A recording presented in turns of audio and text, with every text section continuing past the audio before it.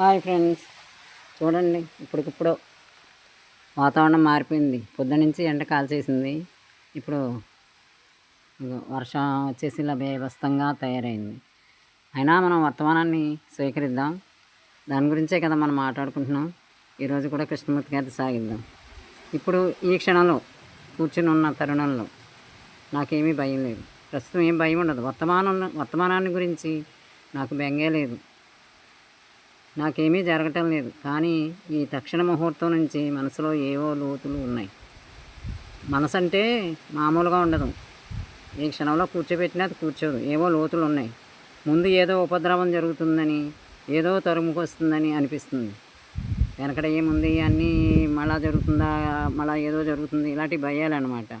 అందుచేత గతాన్ని గురించి, భవిష్యత్తు గురించి భయం కాలాన్ని, గతం, భవిష్యత్తు అని విభజించుకుంటాం.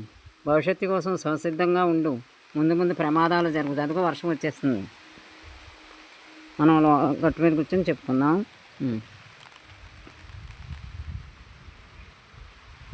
వర్షాన్ని చూస్తూ చెప్పుకోవచ్చు కూడా.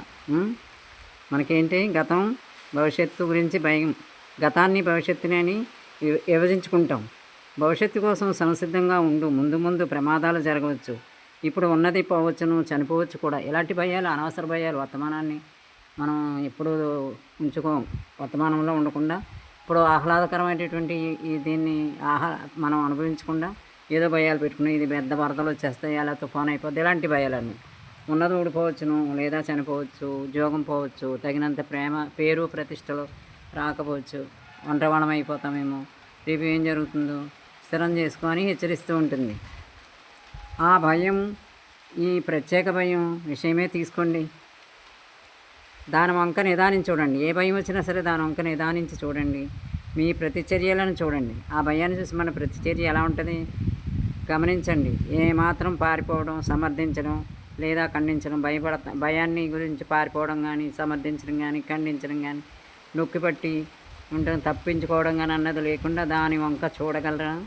భయాన్ని కలిగించే మృత్యువు వంక, చావును కూడా చూడగలరా మీరు? ఆ మాటే భయం ఉత్పాతాన్ని కలిగిస్తుంది. చావంటే మాటకే మనకి ఎంతో భయం, ఉత్పాతాన్ని కలిగిస్తుంది.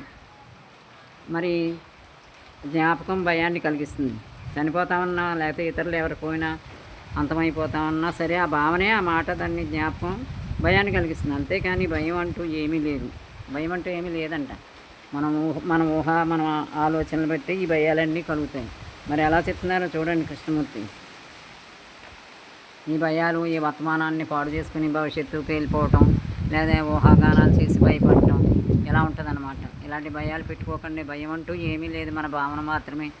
అది భయం మనకు అనుకూలంగా లేని ఆలోచనలు, మనకి ఇష్టం లేని క్రియలు జరిగితే అదే భయం పడి, మళ్ళా గతంలో జరిగినవి ఏవో మళ్ళీ జరుగుతాయని అలా భయాలు పెట్టుకుంటూ ఉంటాం. కానీ నిజానికి ఏ భయము ఏమీ లేదని ఆయన చెప్తున్నాడు. భయం వంక ఎలా చూడాలి చూడండి, గమనించండి, పారిపోకుండా చూడండి. అలా చెప్తున్నాడు ఆయన. మరి మరొకసారి విని అర్థం చేసుకోండి. మన జీవితంలో మనం ఇలాగే ఆలోచిస్తాం, ఇలాగే ఉంటాం అన్నది కూడా నిజమే. కాబట్టి ఈ తత్వాన్ని అర్థం చేసుకోండి. తత్వం కాదు, సత్యం కూడా కదా, ఒక ఫిలాసఫీ అనమాట. మనలో మనం ఎలా ఉంటాం, ఎందుకు ఇలా ఉంటాం అన్నది ఒక ఫిలాసఫీ. వర్షాన్ని ఎంజాయ్ చేస్తూ చెప్పుకున్నాం. చాలా అందంగా ఉంది. వర్తమానం చాలా బాగుంది. వర్తమానాన్ని చూడండి, ఆనందించండి. మంచి సమయంలో నేను వీడియో తీసాను అనుకుంటున్నాను.